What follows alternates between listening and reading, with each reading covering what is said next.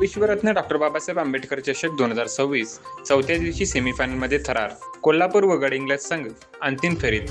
मिरजेत फुटबॉलप्रेमी मित्रपरिवाराच्या वतीने विश्वरत्न डॉक्टर बाबासाहेब आंबेडकर यांच्या जयंतीनिमित्त आयोजित भव्य ओपन फुटबॉल स्पर्धा छत्रपती शिवाजी महाराज स्टेडियम येथे उत्साहात सुरू असून चौथ्या दिवशी सेमीफायनल सामने रंगतदार वातावरणात पार पडले. आजच्या सामन्याचे उद्घाटन महेंद्र गाडे व PSI राजेंद्र कलगुडकर यांच्या हस्ते करण्यात आले. चौथ्या दिवशी झालेल्या पहिल्या सेमीफायनल सामन्यात MNFC विरुद्ध गडहिंग्लज FC असा सामना रंगला. अत्यंत चुरशीच्या या लढतीत गडहिंग्लज संघाने 0-1 अशा फरकाने विजय मिळवत अंतिम फेरीत धडक मारली. दुसऱ्या सेमीफायनलमध्ये डायमंड फुटबॉल क्लब मिरज आणि कोल्हापूर फुटबॉल क्लब यांच्यात जोरदार टक्कर पाहायला मिळाली.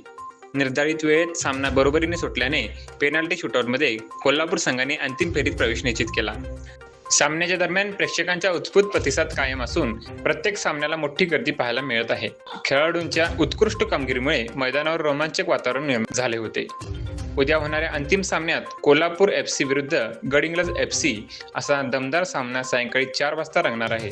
या अंतिम लढतीकडे सर्व क्रीडाप्रेमींचे लक्ष लागून असून विजेतेपदासाठी दोन्ही संघांमध्ये चुरशीची लढत होण्याची शक्यता आहे. विश्वरत्न बोधिसत्व महामानव डॉक्टर बाबासाहेब आंबेडकर यांच्या 135व्या जयंतीनिमित्त सर्व मिरजकर नागरिकांच्या वतीनं व क्रीडापटूंच्या वतीनं या ठिकाणी 15/4/2026 रोजीपासून भव्य ओपन स्पर्धा या ठिकाणी फुटबॉलच्या भरवण्यात आलेल्या आहेत.